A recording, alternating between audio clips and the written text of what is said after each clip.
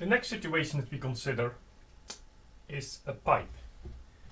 So in a pipe, it's a situation where x is causing z and z is causing y. And there is a clear causal effect from x on y, and the causal effect runs via z.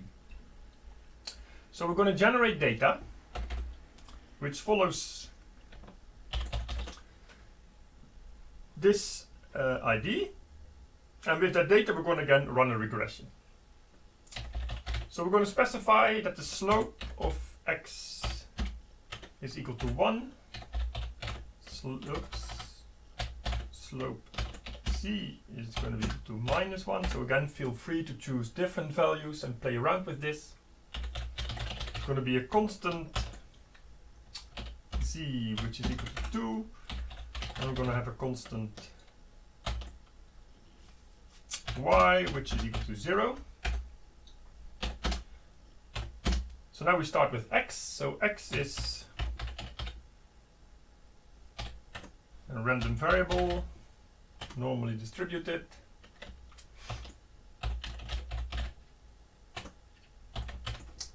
With size, sample size. Then z is going to be equal to slope x times x plus constant z plus some error term, so let's say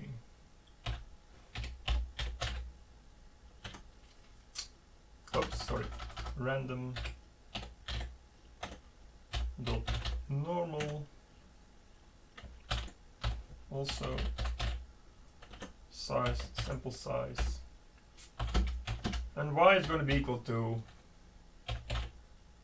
slope z times z plus constant y plus exactly the same expression we have here, so I'll paste it here. Yeah, so x is causing z.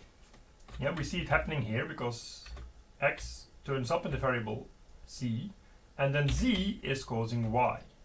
So indirectly, x is causing y. There is a causal effect of x on y. So we're going to create a data frame with this data.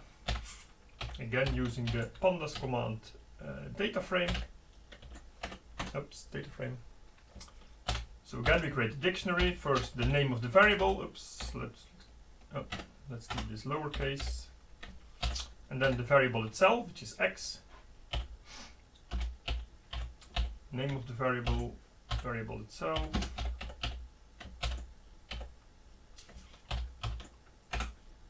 And just to make sure that everything went the way we hoped it would go, let's look at the first 5 lines. So indeed I have a data set with 3 columns, x, y, and z. So again, I'm going to run a regression using stats models. And the idea is that this time I only run the incorrect regression. I'll leave it to you to run the correct one. And then we're going to interpret the incorrect regression. So results by incorrect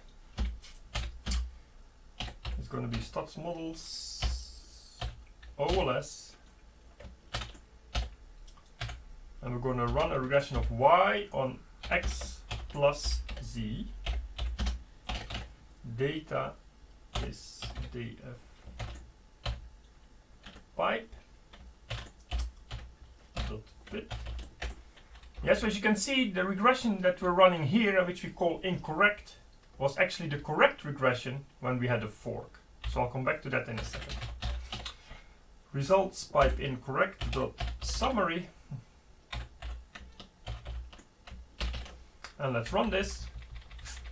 So if you run this regression, what we're seeing is that there's a strong correlation between z and y. It's highly significant, while the correlation between x and y is not significant. So this might invite you to conclude that there is a causal effect of z on y, but not of x on y. And the latter effect the latter claim that there is no causal effect of x on y is of course incorrect, because the way we programmed our data, there was a clear causal effect of x on y.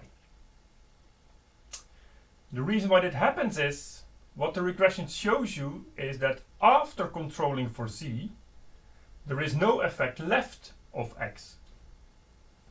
So that's the fact that here we have a low t value below 1. After controlling for z, there is no effect left for x, and that's actually correct. If you look at the way we generate our data, once I control for z, there is no x in this equation. Yeah, so OLS correctly tells us what's going on after you control for z. There is no effect left for x, but that does not mean that there is no causal effect of x on y, because actually we know there is. We programmed it that way. So I leave it to you to actually run the regression of y on x yourself and see that that will give you a significant coefficient on x. So the question now is, how do I know whether I'm in the world of a pipe or a fork?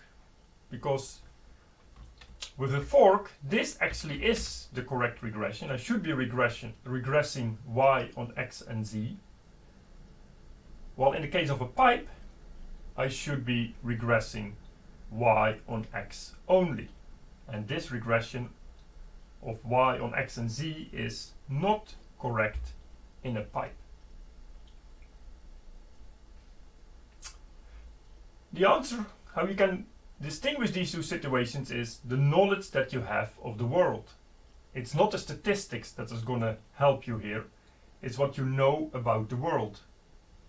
Your knowledge about the world should tell you whether z is an intermediate variable, so x is causing z, which is causing y, which means that you're in a pipe, and therefore x can have a causal effect on y even though its coefficient is not significant. Or whether you're in a fork, where actually there is no effect, no causal effect of x on y, because both are caused by the variable z. So that's why we are teaching you all these models in an economics degree, to help you figure out what the world looks like. So whether you are in a fork situation or in a pipe is something that the model can help you with, and then helps you to interpret the results that you get out of a regression.